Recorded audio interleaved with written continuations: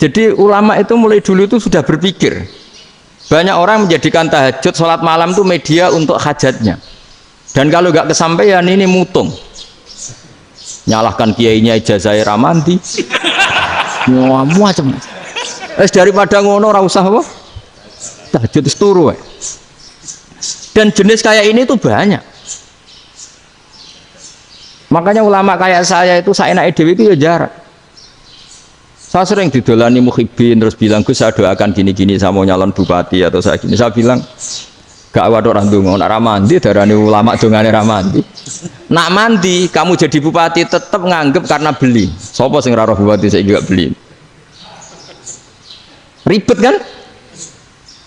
Ketika mereka jadi ngunsurkan doa kamu apa karena kemarin beli? Yang beli maksudnya nggak beli nggak usah tersinggung. Jadi ribet ngadepin. Nggak artinya gini loh, boyo doa itu jangan dipakai begitu loh. Kalau minta nasihat, tak nasihati jadi bupati yang baik, gubernur yang. Kalau minta doa itu resikonya. Akhirnya gigi kalau diminta doa ya doa, sebenarnya diisinya itu nggak doa kemenangan. Itu nggak selamat gitu. Karena ribet. Makanya Islam itu doa itu setelah iman. Aturan iman benar baru doa. Aturan iman benar termasuk Allah itu yaf'alu ma yasha, boleh melakukan yang dikehendaki. Allah nggak boleh terdikte oleh doa kita, nggak boleh. Ya saya ulang lagi ya, madzhab Hasan Asyadzili ini khas kita. Jadi la ilaha illallah itu didahulukan sebelum istighfar. Tapi kebalikannya madzhab Imam Sanusi itu dibalik. La ilaha illallah itu kalimat yang sakral. Karena yang sakral dibutuhkan muqaddimah, yaitu yang melafadzkan harus yang sudah bersih, yang sudah steril baru melafadzkan la ilaha illallah. Maka dalam madzhab Sanusiyah istighfar dulu baru la ilaha illallah. Nah, dalam madzhab Abul Hasan Asyadzili kebalikan, istighfar itu sah setelah sahnya tauhid. Kamu ikut mana tuh? Asyadzili apa Sanusiyah? Alhamdulillah sama-sama tidak paham ya sudah. Akhirnya sudah. Iya, nggak kemana-mana kan. Jadi apa ya? Terus ini saya teruskan ini biar khas pesantren atau khas NU lah, kalau bahasa Pak Rektor khas NU. Ini Ben sampean tahu beberapa perbedaan itu lazim, halaman 24. Ya, halaman 24 sama 25. Tak baca, ini masih orisinil. An Sufyan bin Uyainah, ini juga gurunya Imam Syafi'i. Kata Sufyan bin Uyainah, beliau cerita, kana Isa wa Yahya alaihi masalam ya'tiyanil qaryah. Fayas'alu Isa an syirari ahliha. Wa yas'alu Yahya an khiyari ahliha. Jadi Nabi Isa dan Nabi Yahya itu satu generasi, sama-sama masih muda. Kalau di satu kampung yang Nabi Yahya tanya, ini keluarga terbaik siapa? Saya mau nginap di situ karena kumpul orang baik itu nyaman. Kalau Nabi Isa kebalikan, keluarga terburuk mana ya? Saya tak di situ. Nah, terus akhirnya faqala lahu Yahya, lima tanzilu ala syirarin nas. Kenapa kalau kamu bermalam kok malah kumpul orang-orang yang nakal? Innama ana tabibun udawil mardo. Saya ini nabi, barat dokter. Di mana-mana dokter yang ngumpuli yang sakit, ngobati yang sakit. Makanya di NU itu ya banyak kiai jazab mengumpuli yang nakal-nakal. Nak tepak yang entas yang nakal, nak ora tepak ya katut. Ini adu nyali lah sudah gitu. Tapi itu ada ilmunya, yaitu niru Nabi siapa? Isa. Kalau kamu dokter penelitian tuh cari daerah yang banyak pandemi apa yang bersih? Yang banyak pandemi, karena yang namanya penelitian ya di situ kan. Kalau kamu dakwah ngentas kemiskinan, ke daerah miskin apa daerah kaya? Nah sama, kalau ngentas kefasikan ke daerah fasik apa daerah orang soleh? Fasik. Ya, tapi itu Nabi Isa. Nah, kalau kamu tidak Nabi kan potensinya kan ngacut itu. Tapi setidaknya bahwa kita sering disalahkan karena punya beberapa tokoh yang ngancani fasik-fasik, itu sebenarnya ada dalilnya, yaitu Nabi siapa? Isa. Nah terus masalah tegas dan lunak. Ketika ada mahasiswa misalnya pacaran, boncengan lanang dan perempuan, itu pilihan kita apa? Kalau tegas, terus gak mau mendengar kita. Misalnya gini, contoh gampang, tak beri contoh Pak D, jangan orang tua, nanti secara fikih itu beda. Nah ini kan kita orang pesantren, nah, biasa ngaji fikih detail. Kamu Pak D seorang perempuan, mahasiswi misalnya, sering pacaran. Setiap ke situ sama pacarnya kamu diam saja. Padahal kamu dosen keislaman. Mesti pawanaan kamu nyimpulkan, ternyata pacaran itu tidak apa-apa. Buktinya Pak D itu tidak negur, menengahi. Ini berarti as-sukut halal mungkar. Tapi kebalikannya, Pak D ini terkenal keras. Nak rono mesti ra diaku ponaan. Akhirnya ya ora rono. Mesti ngerti nak mesti diamuk. Nah, dua orang ini sama-sama gagal kan?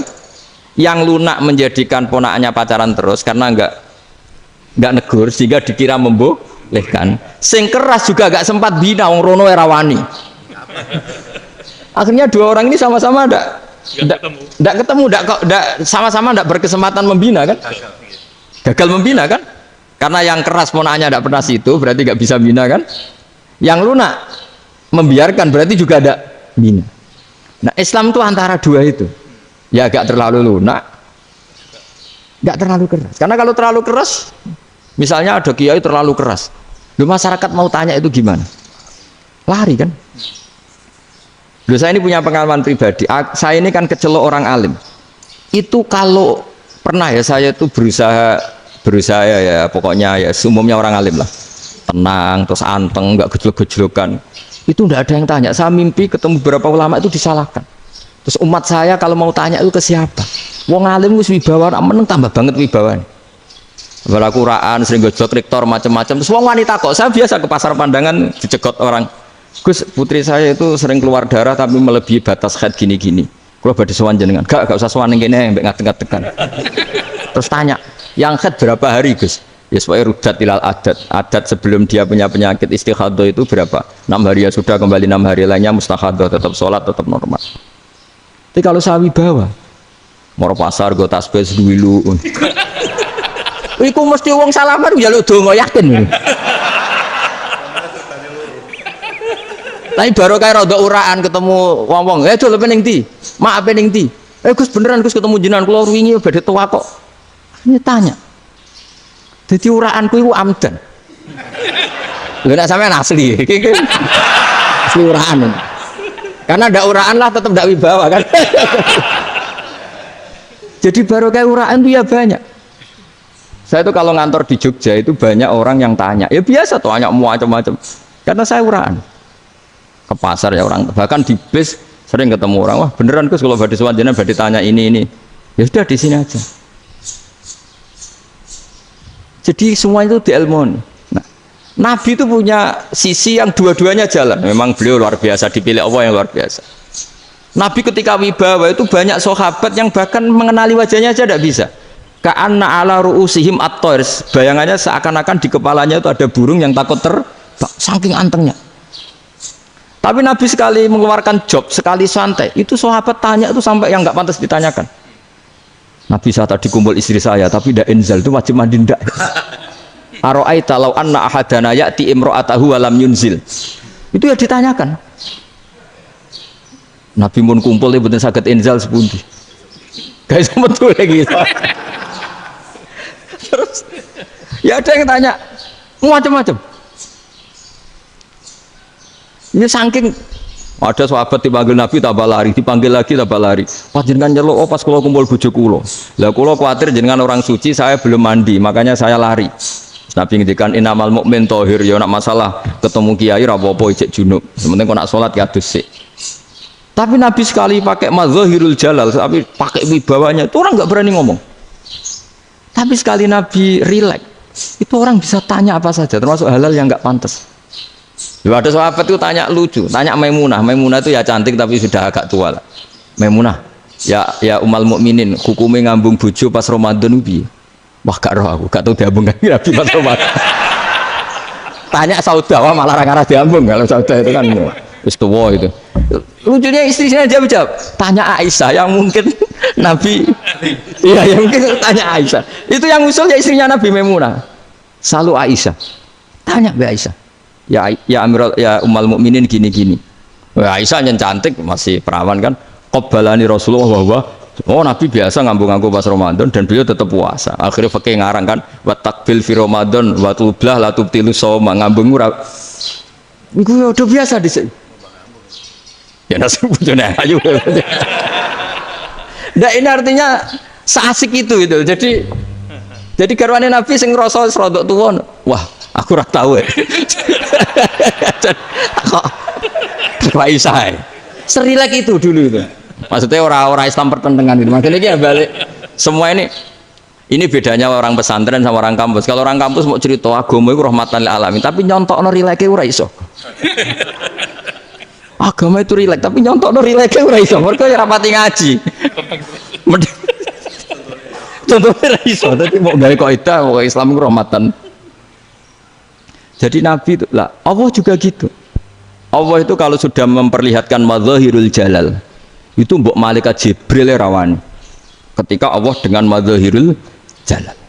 Tapi kalau Allah dengan madzahirul jamal, madzahirul apa? Jamal. Ibu yo gojo-gojo kan ambek makhluk gojo. Yo buli-bulian cara sakniki. Ya sampean delok ning hadis syafaat itu, akhiru man dakhalal jannah atau akhiru man kharaja minan nar, itu di beberapa judul. Ada seorang rojul yang ahli neraka ya, dintas mbek pangeran, terus ditudono swarga. Gusti, swarga sengiler tok ora wong wayu roh, wis wong ngiler tok. Ngerjaluk Gusti mosok roh tok ora oleh mlebu. Jarimu asal mlebu metu kon neraka ora jaluk-jaluk meneh. Sumpah lho ya, gak jaluk apa-apa meneh. Mboten Gusti. Sekali saya keluar dari neraka ndak akan minta apa-apa lagi. Wis. Wallahi, wallahi, la as'alu ghairah. Mesti ghairah khoslah, ghairah tilkal khoslah. Ya niku selain keluar dari neraka saya tidak akan minta lagi. Didono swarga wong do kelon serwibet kan. Sing bojone elek kan dendam dadi ning swarga iku. Swarga wis macam-macam. Gusti mosok roh tok ora oleh mlebu. Jarine ra janji ra njaluk meneh. Akhire ya wis didelokno neraka. Jadi pangeran jawabe gampang, didelokno neraka. Roh neraka begitu menyakitkan, begitu ngeri. Sudah Gusti saya tidak minta surga, sementing nggak masuk neraka. Rabbana srif anna adzab jahannam. Setelah lama itu diadepno swarga nenjuk mlebu swarga, terus diadepno neraka. Akhirnya ya sudah. Saiki mlebu swarga gak apa-apa. Iku jawabe lucu. Atas taziu binjenengan ngenyek kula. Mung karuan ra ahli swarga kok mlebu swarga. Terus akhirnya mlebu swarga, kan mlebu swarga tamanna, sangen-angen sing mbok jaluk apa? Orang angan-angan yang indah-indah, laka wa asratu amsal ya siku tak turuti wa asratu amsalih lan lipatan ke 10. Jawab wong lanang ya lucu. Atas tazi ubi wa anta rabbul alamin. Jenengan pangeran kok ngenyekan. Maksudnya wis karuan aku ora pantes. Terus dari pangeran, la astazi ubika walakinni ala ma asya'u qadir. Aku gak ngenyek kowe, pancen aku pangeran. Nuruti kowe iku iso. Jadi Allah sendiri ketika dengan madzahirul jamal itu malaikat ya ono sing wani bantah. Masyhur itu kan malaikat yang bantah pangeran atas alufia mayufsidu fiya wa yasfikut, karena Allah dengan madzahirul jamal. Yang paling masyhur Nabi Musa. Nabi Musa itu ketika Nabi Mi'raj. Nabi Mi'raj itu beliau kira-kira di langit keempat lah yang masyhur atau kelima. Ngelangkahi. Nabi Musa menangis, ya Rabbi ini apa-apaan? Orang sing ja'a ba'di kemudian melangkahi makom saya ini apa-apaan? Jadi Nabi Muhammad kan apapun hebatnya kan junior. Kok melangkahi makom saya ini apa-apaan? Enggak fair. Sampai Nabi Muhammad itu tanya gini sama Jibril. Reaksi Allah gimana ketika melihat Musa seperti itu? Jawab malaikat Jibril lucu. Ya roh khiddatahu. Allah sapal gayane Musa. Biar. Jadi lucu. Ya dibiarin aja sama Allah. Tapi yang jenenge Nabi Musa itu kekasihnya Allah. Tetap berkah bagi kita. Betul. Ketika setelah Mi'raj diwajibkan sholat 50, gentena Nabi Musa kelihatan nabinya. Sebenarnya Nabi Musa itu sebetulnya loh, gak nguntungkan kita sebetulnya. Tapi yang nguntungkan, sebenarnya tidak niat nguntungkan kita, tapi nguntungkan. Nabi Ibrahim kan di langit ke-6, keren lah. Konti jong ketemu Allah ngeten-ngeten kan sholat seket. Karena Nabi Ibrahim terkenal Nabi baik, tidak bantah. Bareng Nabi Musa. Kenapa diceluk pangeran? Kalau akan sholat ping seket. Inna umataka la tutiku dalik. Wah, gak kuat umatmu. Serai-rai gak umatmu ora ngarah kuat 50 rokaat. Tapi sebenarnya Nabi Musa itu niatnya bukan membela kita. Fa inna ummati la umatku sing gagah-gagah ra iso meneng umat. Berarti sebetulnya ya, itu masih pakai gengsinya. Wes ngono-ngono lah sementing kita untung. Sebetulnya dia itu gak terima. Wong umat saya aja yang lebih kuat. Gak kuat apalagi umatmu. Nah terus sebutin irji ila rabbika fas'alhu takhfif. Itu berarti Allah dengan madzahirul jamal. Sudahlah, datang ke Allah minta keringanan.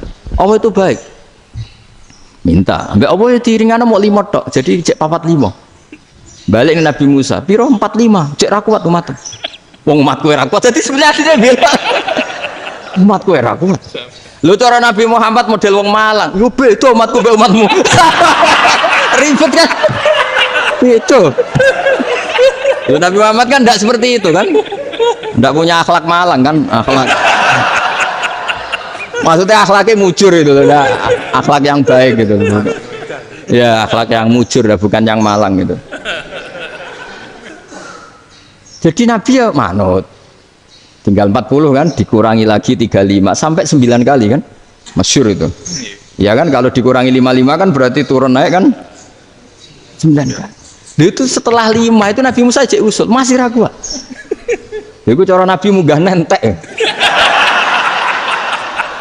Ini entek. Terus iya ada tuntas betul. Sebebas. Terus munggah ado-ado laupun. Ngapain itu? Akhirnya Nabi Muhammad sudah sampun ya kalimah Allah. Saya ini malu sama Allah Musa. Sudah 9 kali dan diturutin terus. Jadi Allah kalau dengan madzahirul jamal itu Nabi Musa biasa nego sama Allah. Tapi ketika Allah dengan madzahirul jalal itu Nabi Musa enggak berani. Yaitu di hadis syafa'ah. Hadis syafa'ah ketika manusia datang ke Nabi Adam, ya tuna Adam. Ya Adam anta abul basar ngene isfa'li ana inda rabbik. Kamu saya minta mensafaati kita. Nabi Musa, Nabi Adam inna rabbi qad ghadibal yawma ghadaban lam yaghdab qablahu mislah wa la yaghdab ba'dahu mislah. Ini Allah sedang murka besar dan tidak akan murka seperti ini lagi. Sudah saya tidak berani nafsi. Nabi Ibrahim enggak, termasuk Nabi Musa ketika di itu ya enggak berani. Karena Allah dengan madzahirul jalal. Itu Nabi Musa enggak berani. Sudah saya sendiri itu pernah salah. Yaitu saya membunuh seseorang yang enggak disuruh oleh Allah membunuh itu. Yang pas jotosi orang Kipti. Akhirnya datang ke Nabi Muhammad. Pas ke Nabi Muhammad, Allah dengan madzahirul jamal. Dengan madzahirul jamal sampai Kanjeng Nabi ngendikan analah saya akan memintakan syafaat kalian. Terus fa ahmadu rabbi bima hamida allamaniha rabbi. Saya muji Allah dengan pujian-pujian yang orang lain tidak tahu, hanya saya yang diajari, kata Rasulullah. Ya di sini menurut banyak ulama termasuk kitab yang saya baca, kenapa Muhammad sebagian namanya Ahmadu. Itu dari af'al tafdil fa Muhammadun ahmadu min ghairihi. Muhammad Rasulullah itu kalau muji Allah di atas cara mujinya nabi yang lain. Jadi Ahmadu bukan dari fi'il mudhari' lil mutakallim tapi dari af'al apa? Tafdil. Fa Muhammadun ahmadu min ghairihi. Bahwa Kanjeng Nabi Muhammad sallallahu alaihi wasallam itu cara mujinya Allah di atas pujian para nabi. Makanya di sini Sayyid Ali Zainal Abidin kalau muji hamdal hamidin wa fauqa hamdil hamidin. Jadi pujian saya ini di atas rata-rata cara mereka apa? Memuji. Yaitu sirinya apa? Nabi itu tahu bahwa akhirat itu tidak bisa batasi Allah. Kamu tidak bisa nyemprit Allah. Allah, ini akhirat loh. Amal sudah tidak manfaat. Ingat itu. Tidak bisa seperti itu. Allah itu nggak bisa tunduk sama konstitusi yang bernama akhirat. Artinya Allah meskipun di akhirat tetap duwe hak yaf'alu ma yasa atau yaf'alu ma yurid. Nggak bisa kamu terus wah ini akhirat amal ra iso dikirim wong mati, amal ra iso dikirim. Ya pangeran kok mbok atur. Kalau kita yang mengirimkan tidak bisa, tapi kalau Allah tetap bisa. Makanya ada kiai mengatakan kodok kodar iso dirubah, itu kamu. Makanya ada seorang kiai ditanya kodok kodar iso dirubah sekali dicatat selesai. Jadi kiai tadi, tapi nak Allah iso. Dalile apa yang huwa ma yasha wa yusbit. Nak Allah ya iso, sing ra iso kan kita. Nah, Nabi itu tahu betul meskipun akhirat itu Allah masih bisa dinego saking baiknya. Akhirnya Nabi sujud, masyhur itu terus, ya Muhammad irfa' ra'sak wasal tuqa wasa'tu safa. Semat sirahmu angkat, kujo apa tak turuti. Terus semenjak itu Nabi minta apa? Syafaat.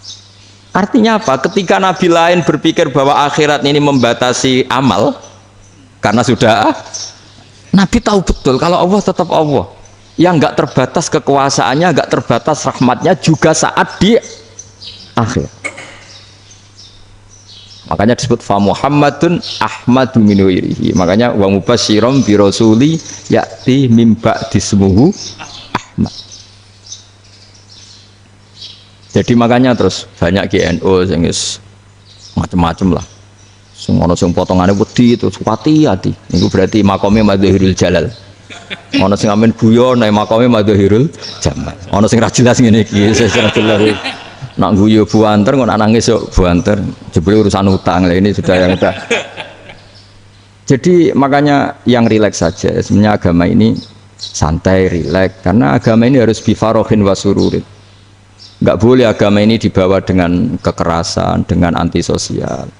Karena agama ini harus kul bi fadlillah fi rahmati fa bidzalika falyafrahu, harus senang, harus rileks. Makanya saya jadi kiai itu senang takutnya gini. Sekali saya tidak senang jadi presiden buruk. Ternyata jadi wong alim ora enak. Itu contohnya. Sampai merengut terus uripe susah. Nanti orang tidak berani jadi orang alim. Makanya saya buktikan bahwa saya lebih bahagia dibanding rektor. Nanti orang ingin jadi rektor semua, ingin jadi orang alim. Saya pernah ketemu sekian rektor di Jogja, tanya, Gus, kenapa jenengan bela-belain pesantren sampai segitu? Kan keren kampus NU, sekarang ada Unisma, ada NU Jogja, ada NU Jepara gini. Terus tak bilangin gini, sampai rektornya itu istighfar kan? Saya bilangin gini, ini sekaligus tak kasih tahu ini rektor Unisma ini. Tak bilangin gini, andai kan tidak ada kiai kayak saya itu Islam bisa tutup katanya. Kok bisa Gus? Misalnya ada perempuan haid faqal adat. Itu kalau untuk tahu hukumnya haid daftar dulu ke Unisma. Daftar dulu kan? Setelah daftar nunggu pelajaran haid. Baru tahu haid setelah 3 tahun dari masalahnya ini. Tapi baru kayak kiai ketemu saya di jalan, Gus anak kula nu haid ngeten-ngeten mboten normal hukumnya piye? Oh, hukumnya ngene dibalekno ning adat. Ora usah registrasi, ora usah daftar. Jadi ya harus ada istighfarnya lah. Unisma juga harus istighfar, semuanya harus istighfar. Karena ada sisi yang nggak mewakili kebutuhan Islam. Tapi saya sebagai kiai juga istighfar. Karena fakta hukum mengatakan yang boleh jadi KUA yang jabat, yang boleh kemenak yang punya gelar. Dan ini yang mengawal Islam secara undang-undang karena mereka yang bikin. Nah, karena kiai tidak punya gelar tidak bisa jabat di situ. Saya juga istighfar. Jadi tidak sampai untuk yang istighfar. Karena yang kebutuhan ini terwakili yang punya gelar. Tapi yang punya gelar juga harus istighfar tadi. Mosok kepen roh hukum haid ngenteni kuliah se. Ngentek itu aja nanti nunggu guru yang pas mata pelajaran itu. Terus kapan dia sholat wong jawabannya belum ketemu. Tapi baru kayak saya kan ketemu di jalan tanya. Gus saya sering ketemu. Gus saya ini bapak angkat. Mau nikahkan putri saya itu gimana itu kalau cerita wali sebenarnya anak saya sok, kalau nggak cerita nggak sah karena saya bapak angkat. Itu banyak. Hanya tak akali ya sudah wali yang sebenarnya taukil pada hakim tanpa diketahui, tapi hakikatnya itu taukil hakim. Itu kan tidak gampang. Dan tapi kalau tanyanya di kampus registrasi dulu, daftar dulu, baru tahun berapa ada pelajaran itu? Semester 5 baru tak. Iya kan? Semester 5 ya? Iya. Oh, itu kan. Jadi jangan kira terus sistem Unisma itu yang terbaik di dunia, tidak juga kan, tidak juga. Dan sistem-sistem yang lain maksudnya ada aja. Tapi sistem kiai loh, Mbah Mun juga sering pesen saya, kowe kudu seneng pegawai negeri. Piye sing jaga agama pegawai negeri. Kemarin pas acara 7 harinya Gus Robasa matur itu di depan para kiai. Setelah saya jadi kiai ya itu nyata. Islam di Papua, di NTT yang bawa siapa? Dokter negeri, ya kan? KUA negeri, barokahnya mereka negeri dijamin negara kan, barokahnya muslim berkebutuhan Islam akhirnya bikin musola di situ, bikin masjid. Bahkan di Korea Utara itu ada masjid bawaan duta besar karena banyak duta besar muslim berkebutuhan masjid. Yang bisa gini itu yang negeri apa yang swasta? Negeri lah. Di sini kiai tidak mewakili semua kebutuhan apa? Islam. Tapi kampus juga enggak, kampus Islam sekalipun tidak memenuhi semua kebutuhan Islam tadi. Masa orang tanya kan nunggu semester berapa tadi? Semester 5 masih daftar dulu. Nunggu pelajaran itu. Payahnya pas ketemu dosennya, saya tidak pernah kan ribet kan? Dosennya cowok gitu. Jadi sudahlah, makanya ini. Iya, makanya ini kan bentuk kearifan. Jenengan ngakui fungsi kiai kayak saya itu bentuk kearifan. Saya juga ngakui jenengan ini butuh kearifan. Saya sering didolani KUA itu. Itu rata-rata ya didikan kiai. Kompilasi hukum Islam itu banyak ya, janda cantik. Contohnya harus cantik, kalau jelek nggak mungkin terjadi kan. Ada janda cantik kebetulan suka kawin tapi takut zina. saya ulang lagi, suka kawin tapi takut. Itu seringnya gitu Pak Rektor. Jadi dia kawin bosen, bilang ke KUA, Pak saya sekarang mau nikah sama ini. Loh, tapi kamu mau punya suami. Ya tapi kan gak tercatat Pak. Itu KUA-nya rata-rata itu nggak berani. Meskipun nggak tercatat, karena secara fikih meskipun nggak tercatat tetap dia seorang perempuan yang bersuami, maka nggak boleh nikah sama orang lain. Jadi coba kalau nyun sewu KUA hanya ngikuti hukum formal, yang penting di catatannya nggak punya suami, ya dinikahkan saja kan. Tapi mereka enggak, karena didikan kiai nggak berani. Artinya gini, kalau hanya pro hukum catatan sipil, maka ini dinikahkan bisa karena nggak tercatat. Tapi secara hukum santri nggak bisa dong menikahkan perempuan sing dadi zaujin yang punya suami. Nah, ini barokahnya kerjasama yang baik. Jadi di masyarakat itu tertanam didikan kiai, nggak boleh nikahkan perempuan yang bersuami. Tapi di KUA ngikuti hukum formal.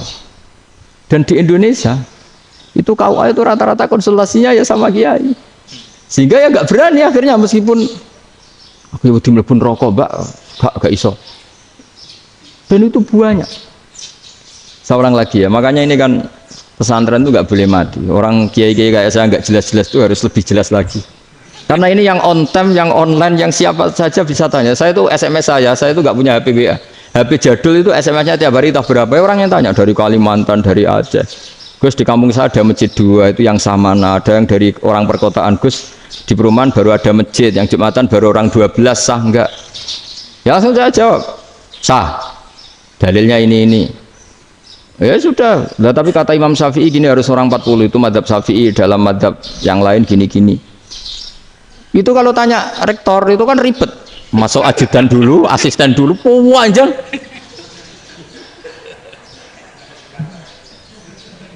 Wah itu kan ribet kan? Manggil dosen dekan VAI, dipanggil dekan VAI nggak mau langsung jawab, cari dosen yang nekuni itu. Usul fikih saya nekuni itu baru seminar, nunggu dulu mbak, ini orangnya baru. Panjang kan? Bisa tutup Islam kalau kesuwen. Coba kalau tanya kiai kan nggak ketemu di jalan. Dulu Mbah Zubair kata Mbah Mun, saya termasuk santri yang diapresiasi Mbah Mun. Dhisik Mbah Zubair yang ngono, anak nong takok pesuan gak oleh, gak takok ning kene. Jangan biasa ditanya orang ngadeg-adegan. Ya alhamdulillah ilmunya cukup, kalau gak cukup ya kok sik. Jadi sebetulnya orang sopan itu ya agak-agak ada yang ditutupi sebetulnya. Mboten prayogi teng dalan nginjang mawon matur. Ya, sebetulnya ya sebenarnya memang ilmunya agak cukup gitu. Tapi itu sebenarnya secara fikih itu haram, menunda itu haram. Ya haram tuh, coba bayangkan ya, kalau tanyanya sekarang, Gus saya ini sudah keluar darah 1 bulan penuh, padahal normalnya hanya 6 hari. Saya nanti sholat enggak? Kalau nginjang mawon dugi kula, berarti kan hari ini belum ada keputusan. Sholat apa enggak kan? Tapi karena modus tadi, boten prayogi nggih ngendikan ngoten teng dalan nginjang tengen kula. Itu kemungkinannya 2, sopan atau goblok, itu saja. Kayaknya kalau sopan enggak lah. Kayaknya enggak lah kata.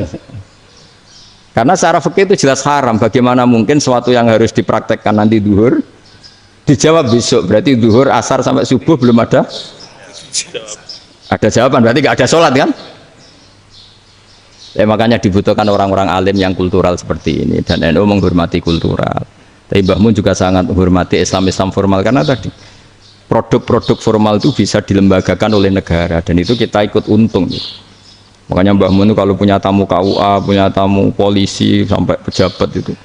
Kenapa saya contohkan KUA? Supaya jangan kira seperti pendapat orang-orang hasud, wah mesti aja disolani presiden seneng, menteri seneng. Enggak juga, sebenarnya semua kiai itu mulai KUA sampai polisi, polsek, polres itu seneng semua, karena sama-sama diajak mengawal bangsa ini, diajak mengayomi semua masyarakat. Tapi kadang-kadang masyarakat ngeritiknya, jenenge kiai disolani menteri ya seneng, presiden, padahal yang sowan kiai itu ya mulai KUA, kapolsek, kepala desa, RT, mudin. Itu mudin kalau tanya ya lucu-lucu. Gus kalau nate nyembelih pitik kemanian, pitik gue gede man. Akhirnya Gus ngerti nak kemanian langsung tak sebelah benda. Terusane gue sah tau. Ribet. Ya tak jawab, lah pitih masih gue urip to ora. Terus urip Gus, wis sah cara madzhab Malik kerja urip. Karena itu ada perdebatan antara madzhab Malik dan madzhab Syafi'i. Nah, cara Imam Syafi'i itu agak ketat. Hewan yang punya kehidupan sudah muttoribah, misalnya ayam jago, contohnya harus jago, karena kalau ayam kecil diikhlaskan haram. Jadi, yang cilik wae kan gitu. Fikih itu ya, fikihnya orang Indonesia itu pecundang. Kalau ayam kecil nggak ditanyakan, mate ra wis. Kalau jago ditabrak truk kejet-kejet.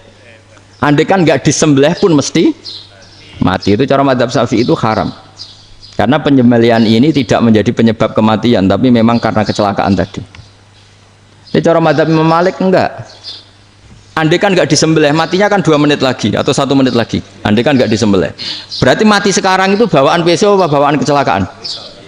Ya sudah halal gitu caranya. Nah akhirnya ya saya bilang ya sudahlah kita semuanya mati. Jadi cara debat, cara Imam Syafi'i enggak, cara berpikir itu sudah tidak kehidupan yang normal, yang dimana-mana penyembelihan itu mematikan yang hidup normal. Jadi agak ketat. Jika dalam contoh kemanian, kalau dalam bahasa Jawa nyembelih agak sempurna, terus pesonya jatuh atau apa itu, kalau pakai madzhab Syafi'i agak kesulitan. Jadi kalau madzhab Malik asal diselesaikan secara fauron, dan juga sebagian madzhab Syafi'i itu halal. Nah orang mesti tanya gitu, Gus, wedhusku tabrak truk, eman Gus kejet-kejet. Nak pitik cilik ra ditakok. Makanya termasuk kritiknya Mbah Mun, tapi ini madzhabnya Mbah Mun ya, kamu boleh ikut boleh ndak, karena ini urusan ndak penting. Ya wong-wong lucu, nak ditakoki yuyu muni haram mergo amfibi. Yuyu ngerti ya, Man? Yuyu nggih. Tapi nak ditakoki kepiting muni halal. Mergo nak yuyu haram gak eman, nak kepiting eman.